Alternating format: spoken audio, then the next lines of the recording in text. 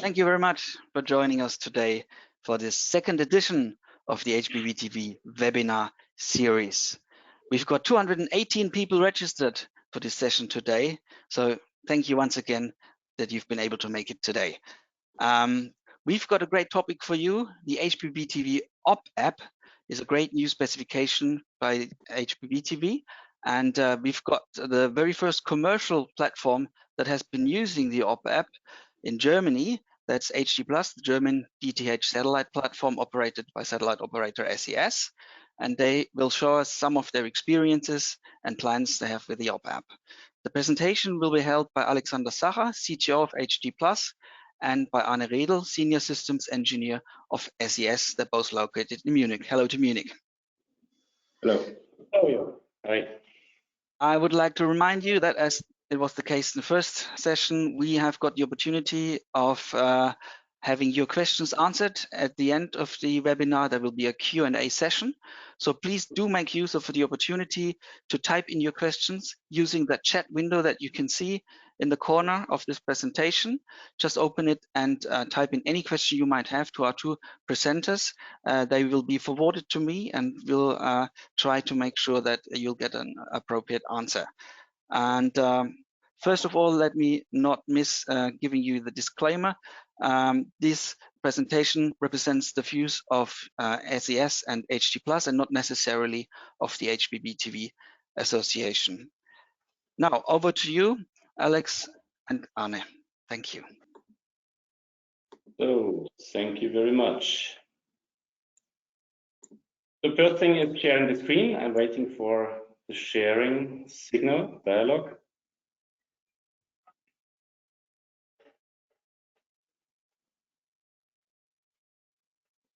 Yes, we'll soon have the presentation ready, and you can start with the first slide.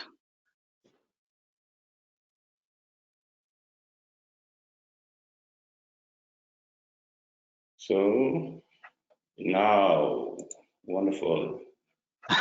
Ready to go. Ready to go, hopefully. So, Arne, wonderful. Is our presentation in full screen mode? Perfect. It's perfect. Okay, wonderful. So I'm not sure if you all can see that, but we try nevertheless, because we are so proud about that. So Arne, I also give it to you. Great. I have my own here. Maybe. Okay, and now we stop. It's enough. Can the HbbTV award. This is the HbbTV award. We're very proud of. This is what happened 9 months ago. So we are still delighted about that and very proud. And let me admit that we would rather prefer to stand now in front of you, but not remotely. But unfortunately, we all know what happened. So we go like that. For the one who don't know, the trophy was for the most impactful HbbTV product. Since a year now, we are out in the market, and we have therefore a performance record, a track record of over a year. And this basically is the story that we are telling you. How we want to do that? We are planning to have the presentation in the next 2 to 3 hours. Jörn, was that right? I won't be part of that. Okay, so 40 minutes, it's clear. So we have a presentation now for 40 minutes where we give you a summary and report of what went good and what went bad in the process of deploying and operating the HbbTV operator. So we will do that in form of a dynamic handover between myself and Arne on the other side. And hopefully in the end, there are 20 minutes left for questions and discussions. All right, with that, I want to give you a very, very short reminder. Start with that, for the ones who see that in November in Athens, SES, so that is the good old problem of SES. And what the cable guys call cord cutting, we call disassembling. So with other words, we have to stay attractive for end consumers, and this is the all-over mission and target of the SES.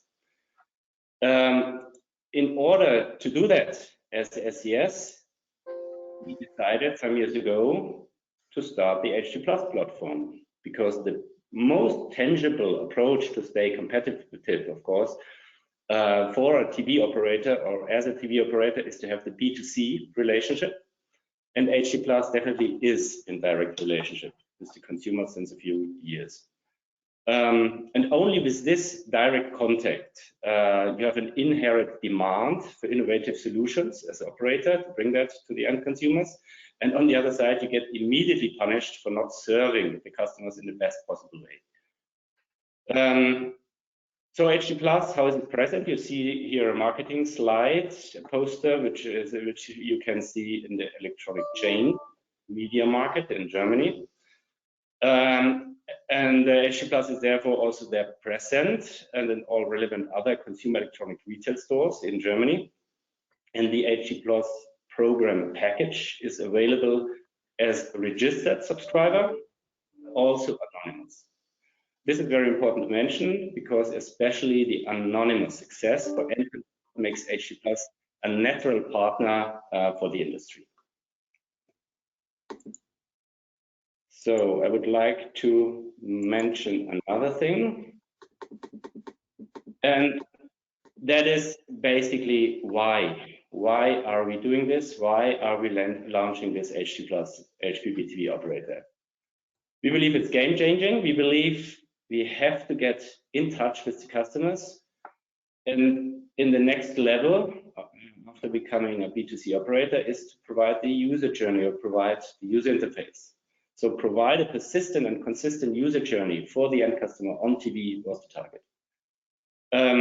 Also, we saw for years that there is an unutilized cooperation potential between operator and TV manufacturers. TV manufacturers are present in the market, they are strong, they have marketing power, and to join is of course a synergy effect that we wanted to reach. So what does it mean? What does it mean? Let's start with the viewers. For viewers, it is, from our point of view, of course, the best possible user experience that we can provide as operator.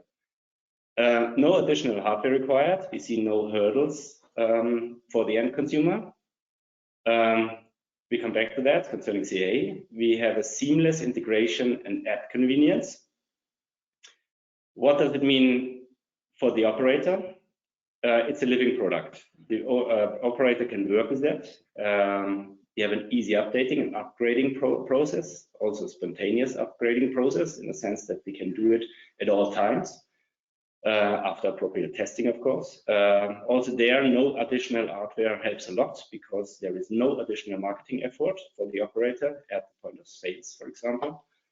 And the HD Plus operator app is permanently active on screen, which also provides that nice, comprehensive user interface and user experience. So what does it mean for TV manufacturers? It's a reduced effort. It's based on the open standard. It's based on HbbTV. Nevertheless, that was the target right from the beginning of HbbTV to create that standard, and this standard is of course used. The other point is we have a TV suitable CA. That's a kind of ingredient that we also put in, which is very important concerning the no additional hardware point. And we have the operator app provided by HD Plus. So this is an app concept which is also embraced by the TV manufacturers, which we are cooperating. We supply the app, we take care about the app, and there is of course a need of the integration effort, but again, that is a standard process, I would dare to say, in the meantime. Let's go to the next one. Okay, so what are the product ingredients that we took?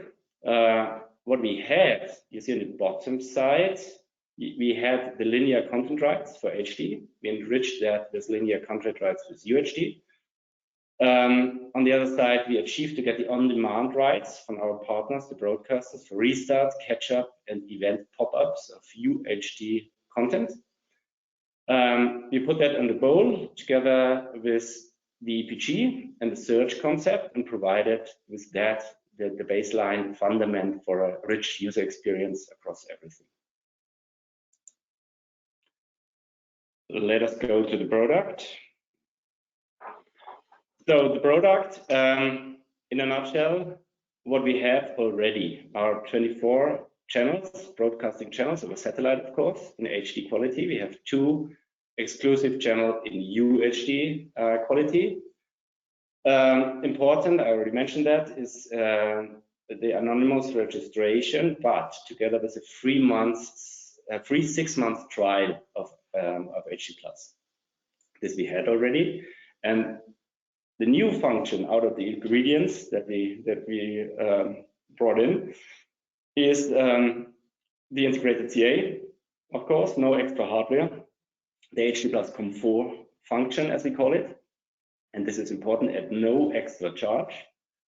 The instant restart, the catch-up, and the integrated EPG. And with this, I would like to hand over to Arne. Take this slide, please. Thank you, Alex. And also from my side, a very warm welcome. And as Alex already mentioned, the HD+ channel package is still our core product. And exactly for this business model, an CA system is essential. And I think it's essential for the most operators in still acting in a broadcast ecosystem. And now present as an operator on a TV set with this operator application with additional hardware, of course, this must apply also for the CA system. We know this integrated, this CA system already from a smart card based system, like we have it today already on the set-top box or in the CA Plus module. Only additional the internet access is required. But for a proper working operator application, we need the internet access anyway, so that's for us not really an issue. On the technical side, this CA system is needing a persistent app on the TV set to work probably. So we need, on the one hand side, the OpApp to have the CA client work, and on the other hand, we need the CA client for the business model of the operator application. And on the right-hand side, I depicted on a very high level how the CA client is integrated in the TV set. We have the operator application is steering and configuring the CA client, and on the other hand, the operator application is doing the UI stuff for the CA client, for example, prolongation messages, or if your product is expired, everything like that is shown in the operator application. Additionally, we have the operator application is doing and proxying the communication with the CA headend over the internet through our HD+ backend system, so that the CA client never is exposed directly to the internet. And how the communication is working between the CA client and the operator app on an HbbTV. From an HbbTV point of view, we are using standard APIs like the probably well-known DRM, send DRM message or the on DRM system message. And just a note here, I know that these APIs were already candidates for deprecation. Luckily, this deprecation was dismissed, but nevertheless, I think we, especially in the context of the operator's app specification, in the future, all deprecation needs to be considered very carefully, as some APIs simply had a revival with the usage of the operator app. And that's for now from my side. Alex. Thanks, Arne. So I like the phrase, the well-known send DRM message. I love that. Good. Let me mention that it was, of course, a business decision to combine together the integrated CA system with the OpApp. And make it one modular solution from the point of view of also the user and TV manufacturer. So we didn't want to offer it separately. We need to combine it for business reasons. So let me come to the first time installation, because that is the critical point for us. That is the point where the user bought his device, installs it at home. And if you miss that point and don't get a chance to be installed, to be selected by the user, then of course he starts watching TV in normal mode, and it needs again a motivation, an impulse from outside, marketing effort to address them and motivate them to install the app. So this is for us the critical point, which we try to catch, and this is how we do it. We found out that almost all TV manufacturers have the installation process. Within the installation process, there is a kind of internet setup in the beginning. There's also channel search. We will come to that again. The channel search is assumed in this example now is done. And we come to a screen where the reception method is selected. It's clear that you select first the satellite or the cable infrastructure, then you do the channel change, that's clear. And then you have a certain list of channels, of course, which might not be ordered in the correct way, but at least are scanned. In that moment, you see that on slide number 2, the manufacturers integrate a slide, a page, where the selection of the operator app can be done. For the time being in Germany, we are in satellite the only one. For the time, there was a second one, but for the time being, we are the only one. So it's a seamless, very seamless approach, again, hopefully, for the user to select that HD+ button, confirm that. And then you see on slide 3 already the first message provided by the HD+ app. So this is already between 2 and 3. You have the installation of the app, which goes really fast. And then there is an activation, a press of the key from the consumer necessary to accept the terms and conditions. After that, after a few seconds, you see a welcome screen. And that's it, basically. Now you are in the world of the user interface of HD+. But of course, you're watching first the channel, which is the normal switch and setup process. There are people who miss that to install the operator app. They're the ones who are not in the right mood. They don't have time. They don't take a decision, just watch TV, and they skip over all installation processes. And then we have to take a second chance, of course, or we wanted to provide us another chance later on for the user to install it. And this is what currently is done by the existing corporations with the TV home bar. You see it in the first screen on number 1. There is the HD+ very prominently. Once the user presses it, you get a short explanation what HD+ is, and then basically the same process as before starts. The message of the HD+ app and the final activation and welcome screen.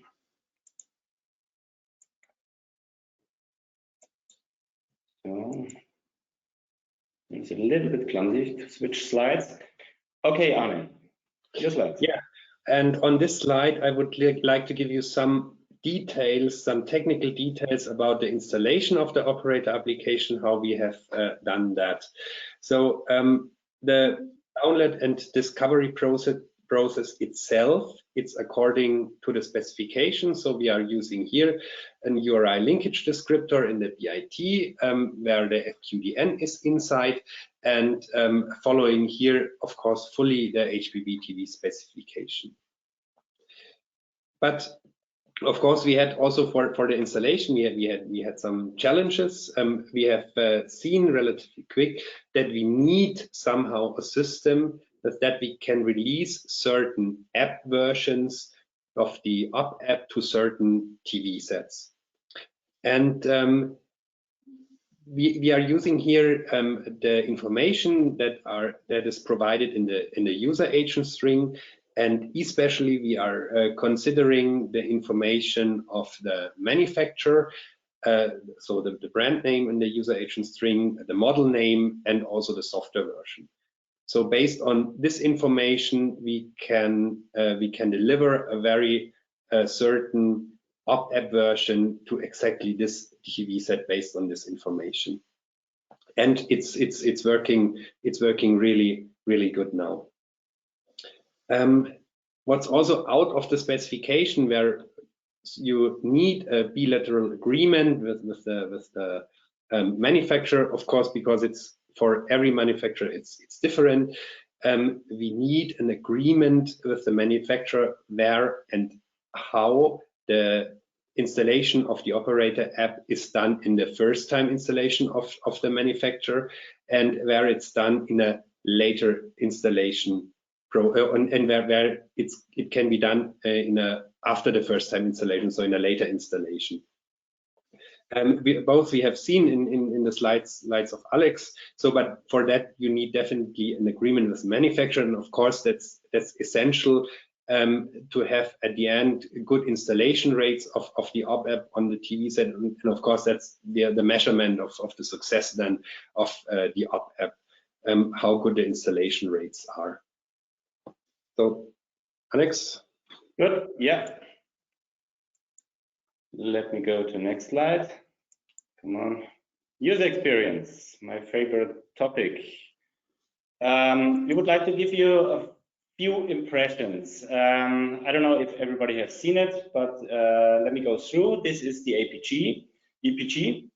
Here you see the well-known overview about the channels. We have the icons, we have the grid display, we have the chance to start restart. In German it's called Neustart. You see it on the bottom. You have all, of course, information that you would like to have. On the right side, you can select the different events, and you see on the right side, of course, the explanation, and a scale picture is inside. So this is already a really nice user proposition. Next thing is the search functionality. Search functionality you can do for linear and non-linear video assets. You can search for genre, emotion, format, country, and source, or even a combination of all of this. As we have a remote control and we depend on the remote control, it's still, from our point of view, a little bit clumsy to work with that. And that's why we are looking forward for additional cooperations with manufacturers to link that functionality with voice control, because that definitely would give this functionality a boost, and we think it's much more than used by users if this function will be introduced. What else? The channel list. We have the channel list. So this is, of course, one of the very basic ingredients. The best thing, as we have certain influence of the UI, we can link that channel list with certain functionalities, with options, with search functionalities, and in this case, you see a combination of the unencrypted and encrypted channels. And Arne will come back to the channel border. So, and this is the info banner. The info banner you see when you switch the channels. The info banner is shown on the top. That has a reason. Most of the German broadcasters, they have their HbbTV red button announcements on the bottom side. So that's why we decided to do it on top side. And this is also, we think, a very good example of what you can do with regional know-how. If you have the regional access and the technical access, of course, to do regional things. And this you can do with the HbbTV operator app and with the UI that you therefore can control. So you can guarantee that there is no collision between the red button apps and here, if there is a chance to get no collision. Yeah? But in Germany, at least, there is an unspoken rule to do it on the bottom. So what else? We have what we call the HG Plus info banner. With the info banner, we have a kind of subscription control center. You have, as consumer, as subscriber, the information how long does the free period run, how long does your subscription run, and you can prolong your service and enter your key code, of course, for another subscription period. And in the beginning, I already mentioned the UHD pop-up functionality. So this is, in a sense, as a user, you watch SD, you watch HD channels, and you get a pop-up. This pop-up announces that this content that you're watching is also available in UHD quality. You press the OK button, and then automatically you switch to the UHD version of this event. So it's a simulcasted event. And then after that, you switch back. This is a very, very nice functionality, which is embraced by at least the bigger TV broadcasters and bigger partners that we have, because with that, of course, they can show already the content that they partially have. They might not have enough to fill a 24/7 channel, but they have premium content, especially at prime time, and with that, they have the chance to show that they are innovative in that way, and UHD can be presented. Arne, your turn again. Yes. So I would like to give you some technical background around the EPG. The EPG and also this information banner is as you have seen, is one of our core elements in the OpApp. And of course, therefore, we need good information in there. So we decided that the information, what's in the DVB information in the EIT is not really enough to have a really rich EPG. And therefore, we decided to create our own EPG database. So we are aggregating a lot of additional data here in our backend, as it is a core element of our user experience. For example, we have additionally pictures in the EPG. We have this assignment to the emotion Alex mentioned, and so on. So we really did a lot of work here to have a much richer EPG experience than on a normal TV set or in a native UI of a TV set. Additionally, recordings are or can be scheduled via our EPG because it's somehow the core UI element. And by the way, also this scheduling API was already one candidate for deprecation, and also here this API, I think we were the first ones who ever used this API, but now in the context of the OpApp, it really makes sense to use this OpApp. Of course, the scheduling of recording is only available if the TV set is supporting recordings in general. Of course, also as Alex mentioned, the search is accessible via the EPG or with a sub-function of the EPG. You can search through all contents available. So what's in the future, what's now, what's in the past, so restart and on demand. And also here with the search, we did a lot of work in our backend. So the search is mainly backend driven. And of course, this gives us the good opportunity to modify the search at any time, simply to enhance it. As a conclusion, there were mainly no big issues with the specification here. The only perhaps a little bit tricky one was the implementing of recordings, because here you need a very close cooperation with the TV manufacturer.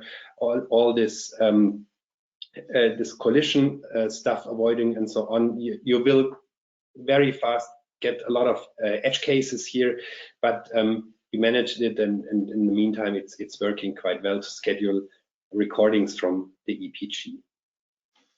On the right-hand side, I depicted a rough overview of the UI elements that we have in the OpApp. So EPG, channel list, and this information banner are replacing the native TV UI elements. And additionally, we introduced the home bar. You have seen search, of course, also the player UI for some OTT content, and of course the app settings, where you have an overview about your subscription status, for example. So next slide.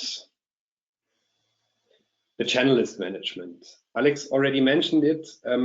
It was, I would say, the channel list management is a challenge here in this context.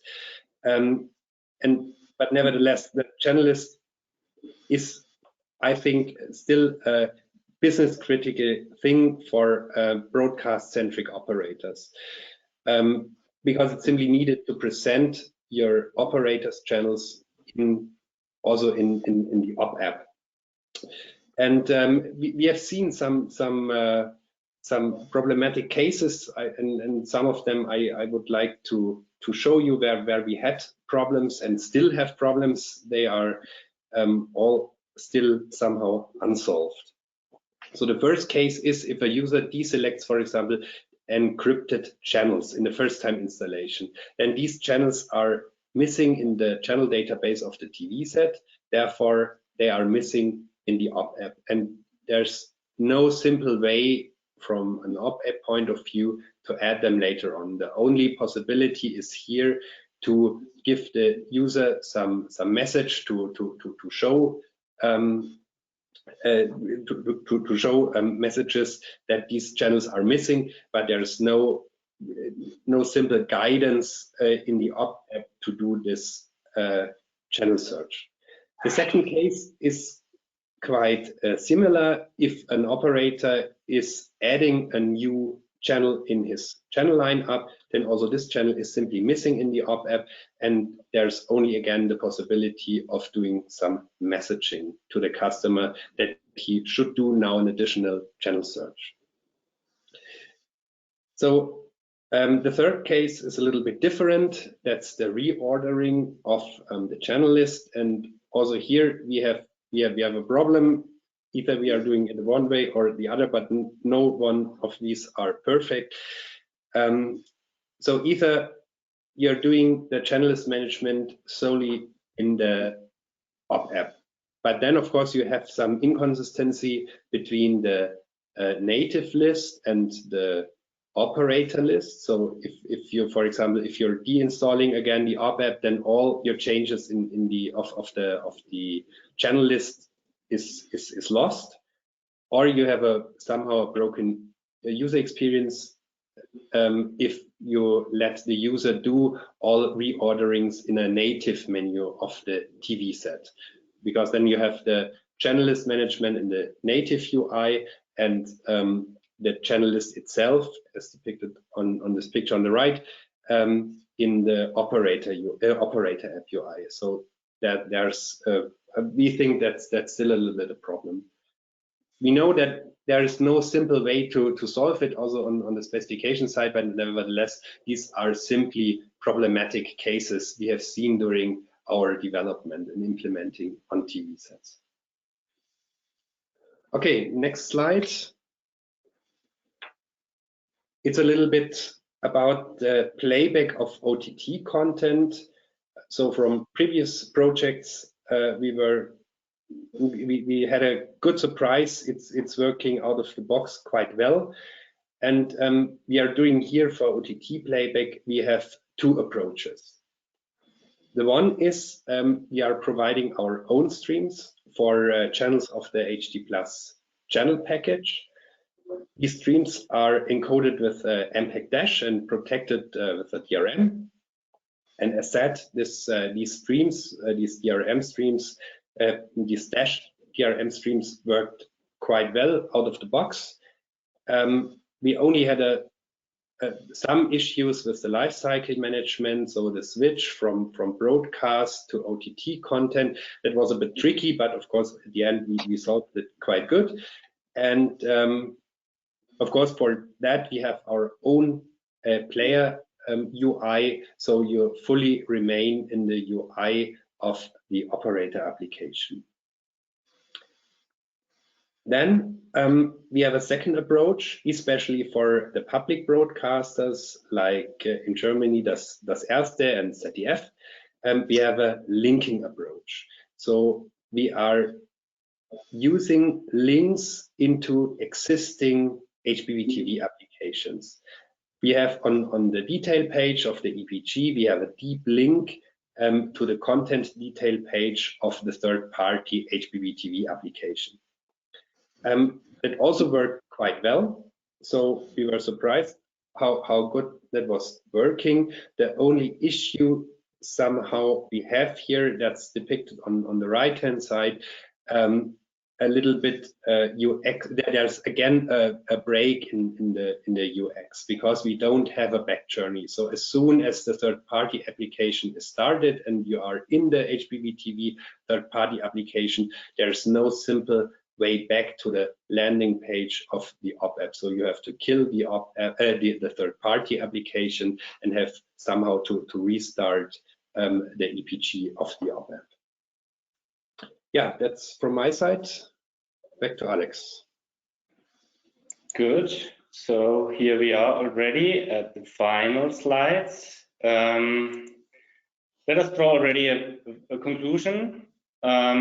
We can say that HbbTV, the operator app application for HD Plus, is a tremendous success for HD Plus. It promised, we fulfilled everything which we promised basically 1 or 2 years ago. There were a lot of doubts in the beginning whether you can do it. Can you go that trustful approach of cooperating with TV manufacturers? Can you have so complex specification elements where you bring in a very dominant part of the user interface? Is it good enough in daily operation? And the answer is yes. Yes, it is. It works. It's even for us surprising, I would not say, but at least confirming our expectation that it works. And yes, it needs trust. Yes, it needs trust and a lot of discussions between the manufacturer and the operator, and especially for the introduction phase, you need that. It's also clear that we provided with that a kind of breakthrough. So maybe the second one has not such a tremendous effort or such a big effort that we had. We worked almost a year with every manufacturer from CA integration start, with operator application integration, and brought that then into the market. So again, it's very stable in daily operation. The specification as such, Arne explained that, and I hope it became clear, is comprehensible and well thought through. Nevertheless, as always, there are some challenges. The integration of the operator application is still a challenge, especially if you do it for the first time as manufacturer, also as operator. Also in the first time in this combination, but we experienced already, as we started last year with 2 manufacturers, that for the second lineup it gets much more easy. So it's you can compare it from the effort. So it's a natural work that we are doing here and not extraordinary work.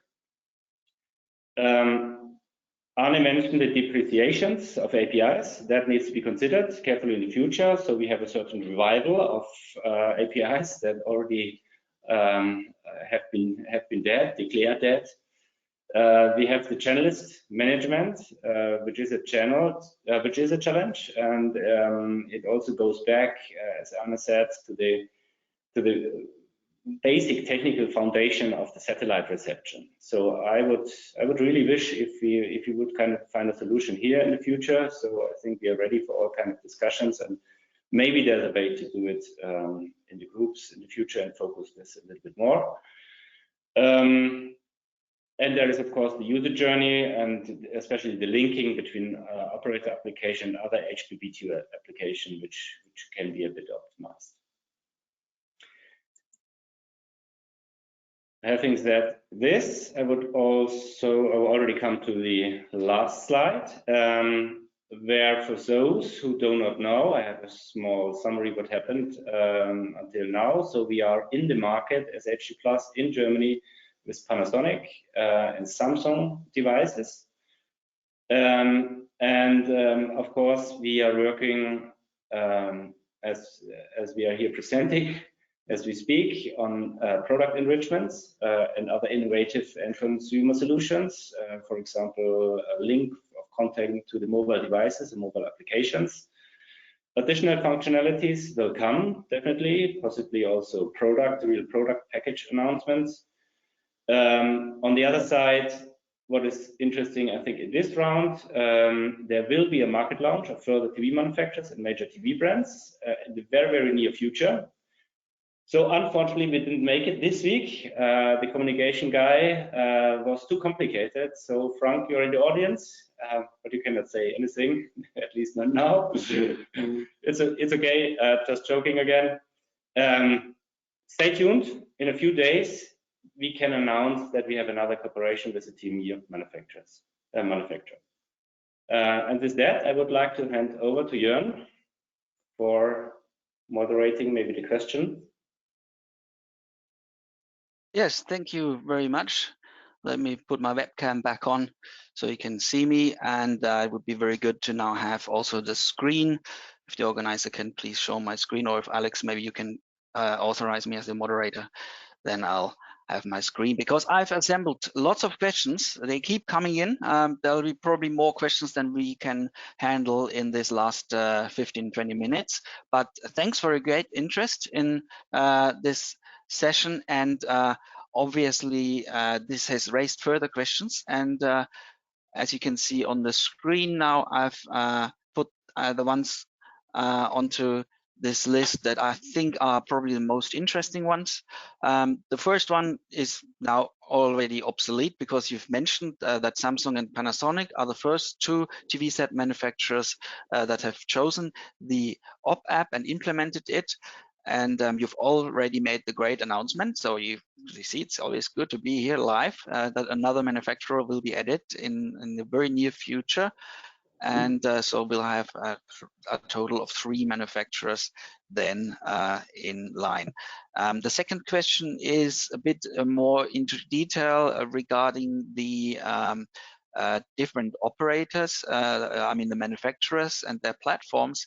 Can you say something about the kind of TV sets and TV set models that are mostly used by the customers? Is it more the new latest models that they're using, and what is the penetration? So I think the question refers to are most of the users using the OpApp on Samsung or on Panasonic, or is it quite even?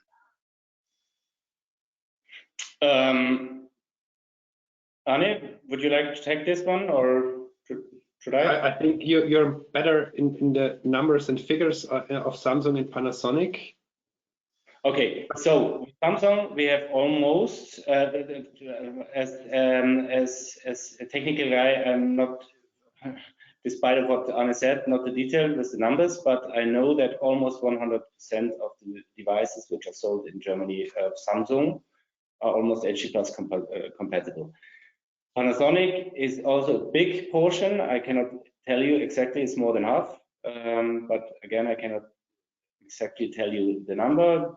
The reasons behind are for a lot of, and mainly in the R&D area. So manufacturers have different chipsets. They have different technology, like the browser version. They have certain kind of technical cooperations with different models. And of course, therefore, very generally speaking, it's a discussion with each manufacturer what coverage he can provide. So Right. it needs a very detailed discussion. Yes, and just to maybe get this right for people that are not too much familiar with the German market, Samsung and Panasonic are 2 out of the 3 market-leading TV brands in Germany. So let's see who's the third one going to be that you're going to announce. No, I'm not. Big smile on your face is there. Come on. Anyway, the next question refers to the CA because, as you've seen in the presentation, the OpApp also enables software-based or chip-based CA, and so there's no more USB dongle or smart card or even hardware set-top box and all of that required CI Plus module, nothing of that kind. So what is the CA system manufacturer you're working with, and maybe you can give a few details on the technical side of this DRM solution. Mm-hmm. Currently we are working with Samsung and Panasonic with Nagra. Nagra has been the partner for years for HD Plus since 2009, and therefore it was also logic to work with Nagra, with Samsung and Panasonic. But now comes the but. The but is twofold. One thing is that we introduced at last IBC, we introduced that we also have a cooperation with the company called Intertrust, because they also provide a TV suitable CA. And while we are doing that, we thought, after years of discussions with TV manufacturers, we want to give an option. We want to leave the decision at least between two options at TV manufacturer side.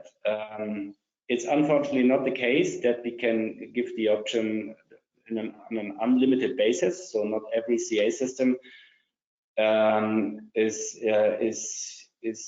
be activated on HD Plus. That would result to a multi-simulcrypt, which is also, of course, a security risk. So, with other words, an operator has to reduce the amount. And concisely saying this for the time being is Nagra and also Intertrust. Right. Coming to the next question, what is the most popular category that the consumers are using the OpApp platform? Is it OTT services, VOD, or some other form of content, for example, the latest match scores in football or sports?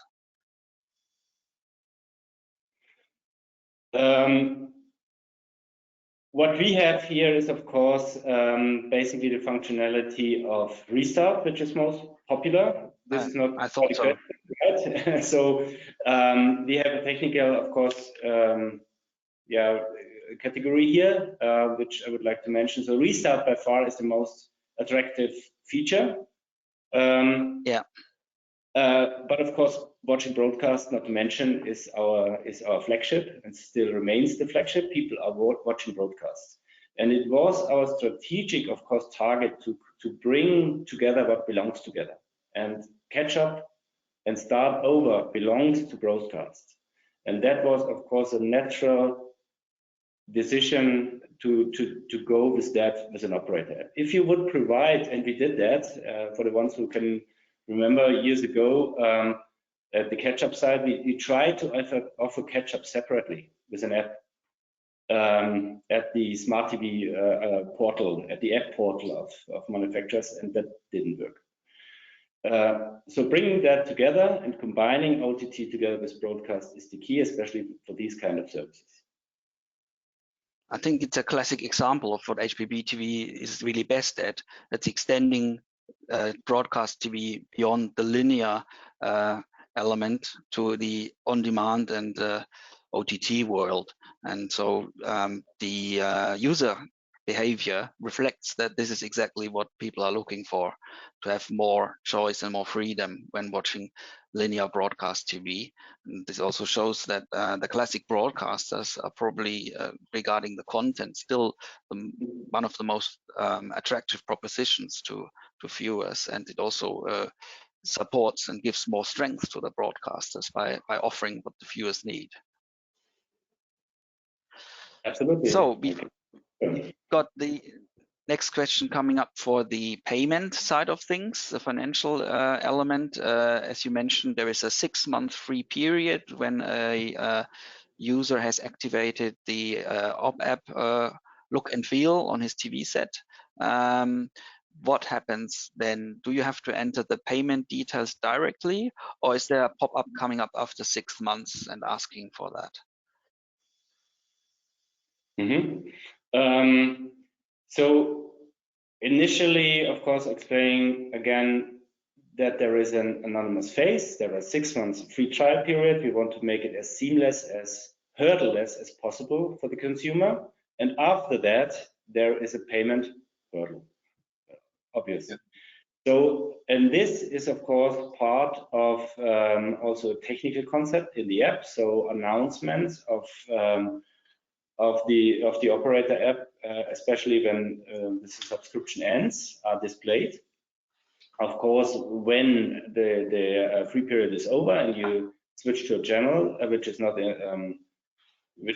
entitled, then an appropriate message is displayed, and with that a reference. In our case, the reference is still cross-medial. You have to go either to the stores or to the internet to buy a voucher. You pay with the well-known internet payment methods. You get a voucher code. With that voucher code, you go back to the app, you enter the voucher code, and then you have subscribed for the period that you want to subscribe.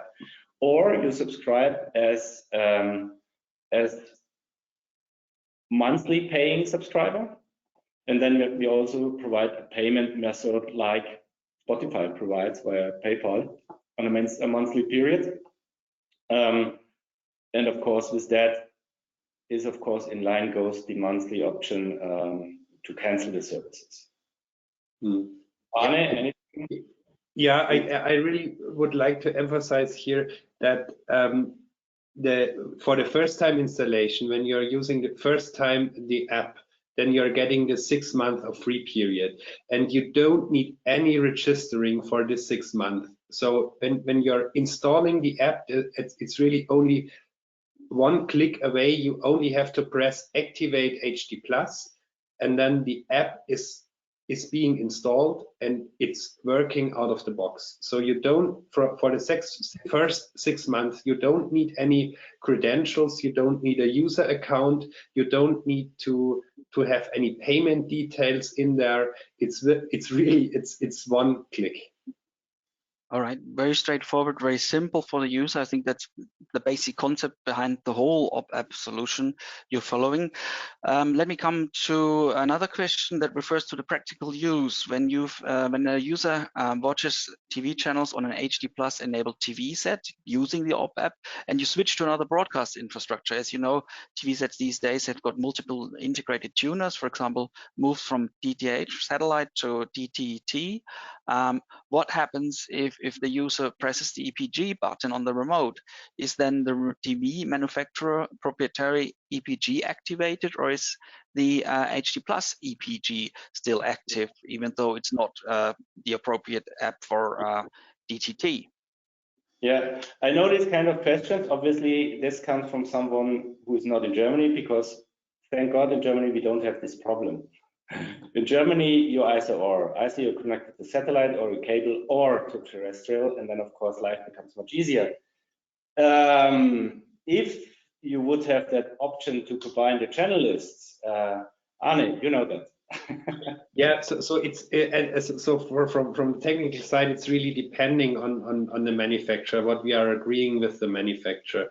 If you have one combined channel list, of course, then the OpApp is not killed. But as said, we have the possibility by accessing the DVB EIT information, we can also present even in our application information for DTT channels, or we could.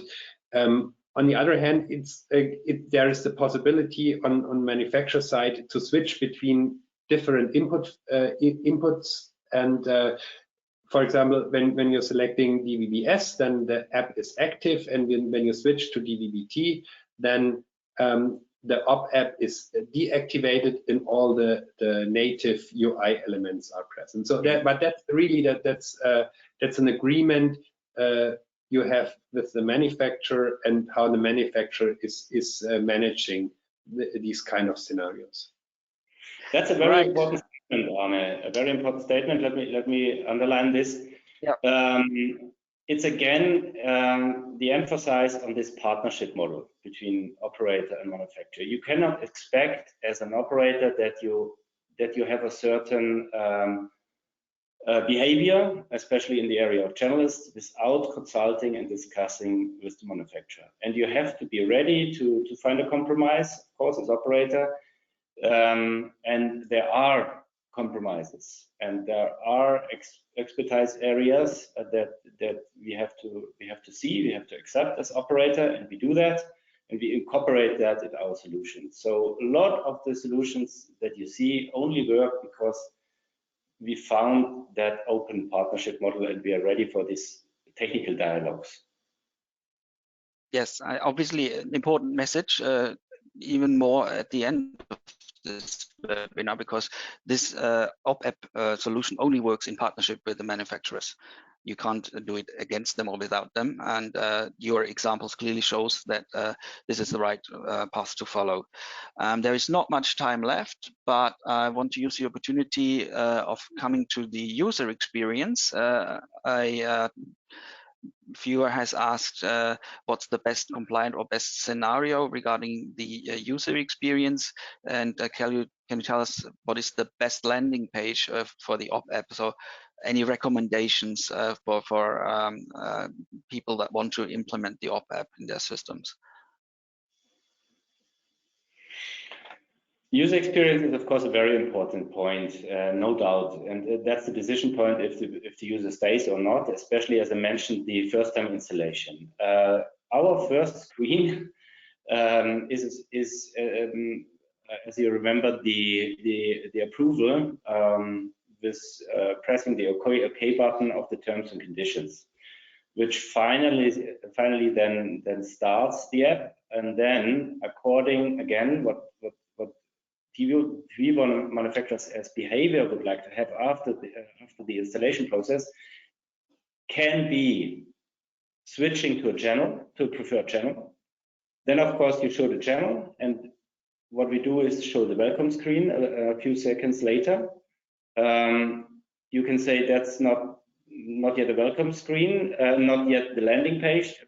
I would agree, there is no landing page in that sense. There are functionalities. There are functionalities when you press the guide button. Then you go to the EPG, and I would say, Arne also said that's the central UI element. From that, you have access to all other functionalities. So we decided that the EPG is central for our UI, and with that you can add all other functionalities. But if you press the OK button, for example, you go to the list, a channel list, which is a separate functionality, or you switch the channel, then you have the info banner. So I would try to say there is no such landing page as such in our concept, but it's up to the operator. Right.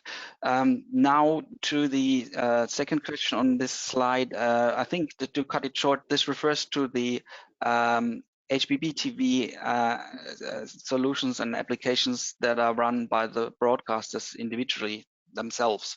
They are not sort of substituted by the HD+ OpApp. For example, if you go to the typical TV channels, ARD, ZDF, RTL, ProSieben, their own OpApp or their own HbbTV app and services are still available. Is that right? Yes, right. That's part of the concept of the HbbTV operator application. So it was even not a decision from our side. Of course, our decision was from the very beginning. We don't want to interfere with any broadcast application, but it was also concept from the very beginning of the HbbTV operator application specification that there is a coexistence between a broadcast application and the operator application. So there's a very detailed concept in the specification how the OpApp and the broadcaster's application can coexist. Yeah, I think that's also important that they both coexist. There is nothing that's lost because Alex showed it already. So that that's why we decided that the information banner is on the right upper corner to not interfere with the placement of the normal red button applications, for example. Yeah. Good.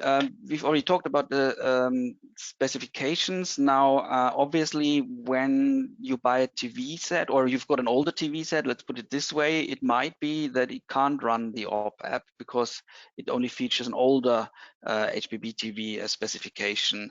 And that's why you usually in your communications say that it's available on the TV set by Samsung or Panasonic from this and that model year onwards. So it is tied to a certain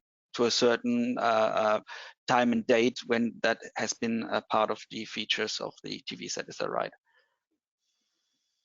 Yes. So you have simply so of course because the core of the code of the app is the same on all platforms, but you have some small specialities for each model, for each manufacturer, which you simply have to consider, and therefore you need dedicated versions for dedicated models. I hope this answers the question. Yes, I think so. Thank you, Alex. Thank you, Arne, for this great presentation. We've got further webinars coming up after the summer break in August.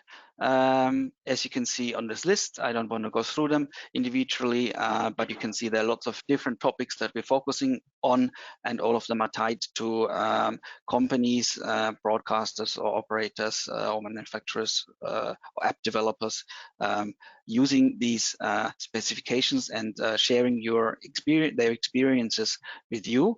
And there'll be, as with the previous two webinars, be Q&A sessions at the end. So hopefully very interesting roundup of the year coming up in our webinar series. And even for the next year, we've got a few topics lined up. We will, of course, send you invitations to those webinars whenever they're scheduled. Now, you have got the opportunity to come to the HbbTV Association and send an email to webinar@hbbtv.org, where we collect your suggestions for further webinars. If you have contributions to make or ideas for further webinars, or even want to co-host a webinar, please contact the HbbTV Association. Thank you for taking the time to join us today. Thanks again, Arndt and Alex. And I hope to see you after the summer break. Now, please do stay with us and keep the window open even when the webinar is closed, because there's a quick survey coming up asking you how you've liked the webinar, and this helps us improving our service. Thank you once again, and have a great time. Thank you. Bye. Thank you. Cheers. Bye. Bye. Bye-bye.